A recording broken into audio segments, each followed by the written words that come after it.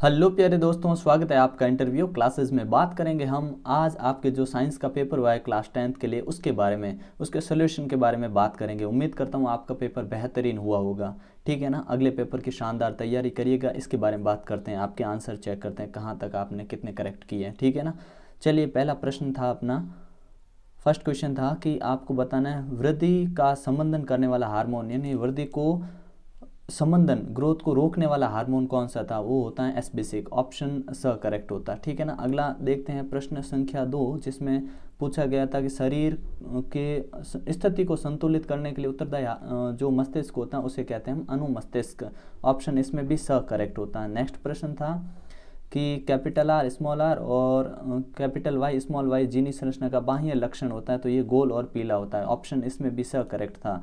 Question number चौथे पे चलते हैं, ऊर्जा के नवीकरणीय स्रोत पवन ऊर्जा। ठीक है ना, ऑप्शन अ करेक्ट हो गया। नेक्स्ट वाला क्वेश्चन है, राजस्थान में जल संग्रहण की पुरानी संकल्पना खादीन कहलाती है। ठीक है ना, अगला पूछा गया था आपसे कौन, ठीक है ना, जो ये 30 था तो ये भी क्या होता है 30, तो ऑप्शन द करेक्ट होता है, क्योंकि angle of incident and angle of reflection equal होते हैं। अगला देखते हैं प्रश्न, नेक्स्ट है, परितारिका की पेश या नियंत्रित करती हैं पुतली के आकार को। ऑप्शन श करेक्ट होता है। ठीक है ना, ऑप्शन सी करेक्ट है यहाँ पे।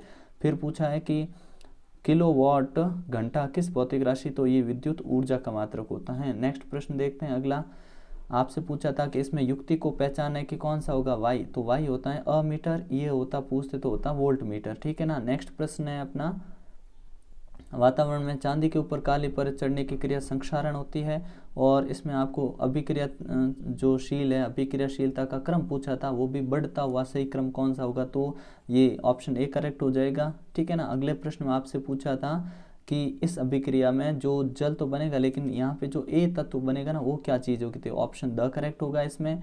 ठीक है ना, नेक्स्ट प्रश्न देखते हैं, रिक्त स्थानों की पूर्ति करनी थी जिसमें लार में पाए जाने वाले एंजाइम का नाम टाइलिन हो जाएगा, और कायिक प्रवर्धन में सभी जो पौधे होते हैं आनुवंशिक रूप से समान होते हैं। ठीक है ना, अगला प्रश्न था कि जैविक प्रक्रम में द्वारा अपघटित होने वाले हो जाते हैं उनको हम क्या कहते हैं, जैव निम्नीकरणीय कहलाते हैं। वो जो जैविक पदार्थ मतलब जैव प्रक्रम में नष्ट हो जाते हैं उनको। ठीक है, फिर नेक्स्ट सवाल था कि चुंबक के सजातीय ध्रुवों सजातीय होंगे तो परस्पर प्रतिकर्षण होगा। सिरका में कौन सा अम्ल होता है, एसिटिक अम्ल होता है।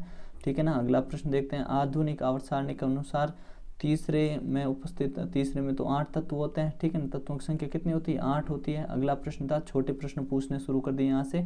ठीक है ना, तो प्रश्न क्या था कि हार्मोन कौन सी क्रियाविधि नियंत्रित करती है, तो प्रतिक्रिया तंत्र होता है वो नियंत्रित करता है। ठीक है, बहुखंडन प्रदर्शित करता है प्लाज्मोडियम।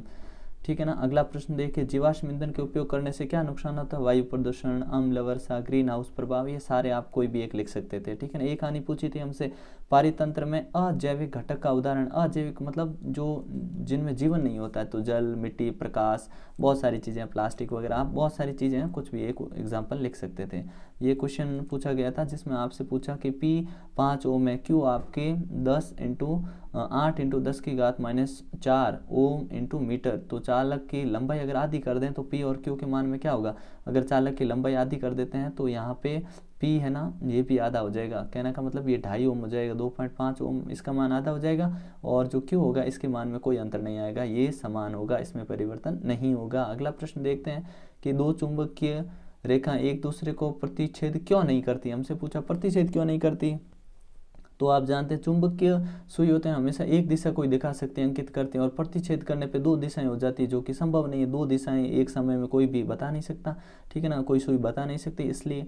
ठीक है ना, अगला प्रश्न था अपने, किसी विद्युत धारावाही परिनालिका के भीतर और उसके चारों ओर चुंबकीय क्षेत्र को प्रदर्शित कीजिए, तो इस प्रकार से आप परिनालिका बताते, इसके बाहर ये चुंबक ऐसे, बाहर चुंबकीय बल रेखा इस प्रकार की होती है, अंदर ऐसे होती। ठीक है ना, अगर ये नॉर्थ होता, ये साउथ होता, तो नॉर्थ से साउथ की डायरेक्शन में चलती, और अंदर साउथ से नॉर्थ मतलब उत्तर से दक्षिण की ओर, और अंदर चलती दक्षिण से उत्तर की ओर। ठीक है ना, अगला प्रश्न तो बहुत आसान प्रश्न पूछ लिया गया, क्या कि उदासीनीकरण की अभिक्रिया को परिभाषित कीजिए, तो अम्ल और क्षार अभिक्रिया करके जल और लवण बनाते हैं, इसी को उदासीनीकरण कहते हैं। इसमें आपको कोई समीकरण लिखने की जरूरत नहीं थी। ठीक है ना, आधुनिक आवर्त नियम लिखिए। आधुनिक आवर्त नियम होता है तत्वों के भौतिक और रासायनिक गुणों को उनके परमाणु क्रमांक के आवर्त फलन होते हैं, बस ये ध्यान रखना। क्या होता है, परमाणु क्रमांक के अनुसार व्यवस्थित किया गया था, बहुत ही आसान था। ठीक है, अगला सवाल पूछा था हमसे कि ये बताइए कि उपरोक्त रासायनिक अपचयित होने वाले अभिकारक का नाम। तो अपचयित कौन हो रहा है, तो CuO मतलब कॉपर ऑक्साइड अपचयित हो रहा है, ठीक है, अपचयन हो रहा है कॉपर का, ठीक है ना।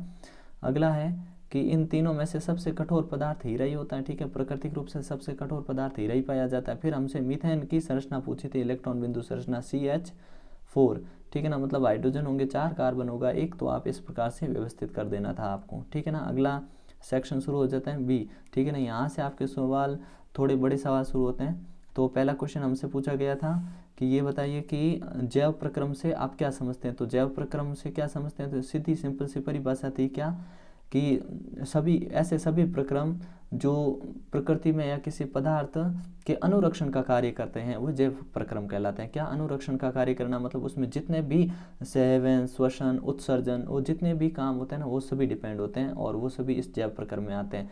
एक लिंगी पुष्प को परिभाषित कीजिए। तो एक लिंगी पुष्प कौन से होते हैं, ऐसे पुष्प जिसमें पुंकेसर और स्त्री केसर दोनों में से कोई एक भाग ही होता है, और द्विलिंगी में एक पादप में ये दोनों होते हैं, ठीक है ना। तो जिसमें पुंकेसर और स्त्रीकेसर में से एक ही भाग होता है उन्हें एक लिंगी कहते हैं। और उदाहरण के लिए खूब सारे पपीता लिख सकते हैं, ठीक है ना। कितने उदाहरण, 2 पूछे थे ना, तो पपीता, ककड़ी, ठीक है ना, ऐसे उदाहरण आप 2 लिख सकते थे, ठीक है। अगला आपसे वर्तिकाग्र व परागकणों के अंकुरण का एक नामांकित चित्र, ठीक है ना, वो पुष्प वाला जो आपके ऐसे चित्र था जिसमें अंकुरण दिखाया गया था वो वाला बनाना था, ठीक है ना। फिर पूछा गया है कि जो ऊर्जा का प्रवाह होता है ना वो किस प्रकार से होता है, ऊर्जा के प्रवाह को समझाइए पर्यावरण में विभिन्न घटकों के बीच में। तो सीधा सिंपल सवाल आप कर सकते थे कि सबसे पहले उत्पादक जो होते हैं वो प्रकाश संश्लेषण से क्या करते हैं, ऊर्जा उत्पन्न करते हैं, मतलब वो भोजन बनाते हैं। उन्हीं के ऊपर दूसरे जीव जो प्राथमिक उपभोक्ता, द्वितीयक उपभोक्ता, ये सभी निर्भर होते हैं। इस प्रकार से आपको इसको समझाना था, ठीक है ना। अगला सवाल पूछा था कि लेंस की आवर्धनता। तो लेंस की आवर्धनता बड़ा ही आसान था, क्यों, क्योंकि देखो प्रतिबिंब की ऊंचाई और दूसरा कौन होता है, वस्तु की ऊंचाई, इन दोनों के अनुपात को हम लेंस की आवर्धन क्षमता कहते हैं, ठीक है। इन दोनों के ऊंचाई, इसको किससे, m से दिखाते हैं। ये लिखा आपने और इसकी परिभाषा लिखी इस टाइप से कि इन दोनों के अनुपात को कहा जाता है आवर्धनता, तो सही है, ठीक है ना। अगला पूछा है कि पश्च दर्पण कौन सा होता है, तो उत्तल दर्पण होता है, ठीक है ना। कौन सा दर्पण, उत्तल दर्पण। और फिर पूछा है विद्युत विभवांतर क्या होता है। तो विभवांतर बड़ा ही आसान है, क्या किसी एक तार के 2 सिरों के मध्य चलने वाली जो विद्युत धारा होता है उसमें विभवांतर के समानुपाती होती है, ये परिभाषा लिखनी थी, ठीक है, और कुछ नहीं करना था। और जूल के तापन नियम पर आधारित किन्हीं 2 युक्तियों के नाम, तो विद्युत बल्ब और विद्युत टोस्टर, ये 2 उदाहरण लिख देने थे आपको, ठीक है ना। और विद्युत बल्ब भी वो होगा, ये जो आते हैं ना आजकल, वो नहीं फिलामेंट वाले जिनमें टंगस्टन लगा होता है, ठीक है ना। इसमें आपको श्रेणी क्रम में जुड़े 3 प्रतिरोधकों के संयोजन सूत्र को व्युत्पन्न करना था। फिर आपके था कि घरेलू विद्युत में संयंत्रों में जो होता है समांतर क्रम में संयोजन क्यों होता है। सीधी सी बात है कि स्विच एक बंद करेंगे दूसरे पर कोई प्रभाव नहीं पड़ता, इसलिए हम घरों में क्या लगाते हैं, पार्श्व यानी समांतर क्रम में संयोजन किया जाता है। फ्लेमिंग का वाम हस्त का नियम क्या था। तो वाम हस्त में अगर अपन तर्जनी और प्रथमा कौन सी अंगुली होती है, तर्जनी, मध्यमा और अंगूठे को इस प्रकार व्यवस्थित करें कि तीनों आपस में एक लंबवत हो, तो इसके अंदर जो आपकी तर्जनी अंगुली होगी वो हमेगी, आपका अंगूठा होगा वो बल की दिशा को दिखाएगा, और तर्जनी होगी मध्यमा तो दिखाएगी आपके विद्युत धारा को, और तर्जनी चुंबकीय क्षेत्र को दिखाएगी, ये लिखना था, ठीक है। चुंबकीय प्रेरण बहुत ही आसान था, ठीक है। ये थोड़े बड़े क्वेश्चन है वो अभी इसमें वीडियो में शामिल नहीं किए गए, जो छोटे क्वेश्चन उन सभी का आंसर आपको यहाँ मिल जाएंगे। वर्जन निस्तापन बहुत ही आसान था, वायु की उपस्थिति में होता है, एक अनुपस्थिति में होता है, सल्फाइड के लिए इस्तेमाल होता है और कार्बोनेट एस के लिए इनको वजन का इस्तेमाल किया जाता है, ठीक है ना।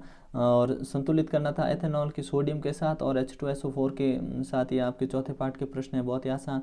और मिशेल की संरचना को चित्रित करना, ये तो सबसे आसान नियम है। और अष्टक का नियम क्या कहता है, न्यूलैंड का, ये कहता है कि भाई हर 8वें तत्व का वो होगा, वो प्रथम तत्व के अनुसार रिपीट होते होंगे, उसके गुण रिपीट होते हैं, ठीक है ना, ऐसा उन्होंने बताया था, ठीक है। फिर अंडाशय में स्रावित होने वाले हार्मोन, जो मादा हार्मोन होते हैं वो हार्मोन हैं, उनके कार्य क्या होते हैं, वो समजात समरूप अंग हो गए। तारे क्यों टिमटिमाते हैं, खतरे के निशान को लाल रंग से क्यों दिखाया जाता है, इस प्रकार के आपके प्रश्न थे।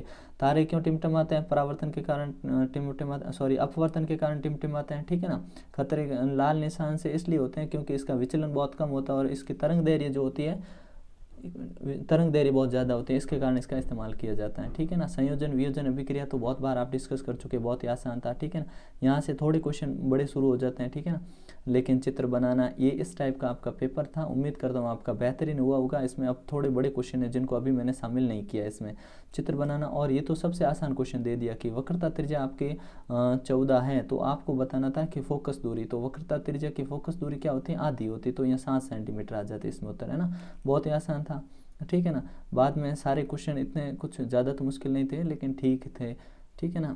ये यहाँ पे आपका पेपर लास्ट क्वेश्चन जो था, पीएच शुद्ध जल का पीएच पूछ लिया। ठीक है ना। कितना होता है, 7 होता है। ठीक है ना। यहाँ पे आपका प्रश्न पेपर समाप्त होता है। उम्मीद करता हूँ आपका पेपर अच्छा हुआ होगा। कमेंट सेक्शन में लिखिएगा आपका पेपर कैसा हुआ, और किसी क्वेश्चन का आंसर चाहिए तो कमेंट सेक्शन में ज़रूर मेंशन कीजिएगा, आपको आंसर मिल जाएगा। मिलते हैं नेक्स्ट पार्ट में, तब तक के लिए जय हिंद जय भारत।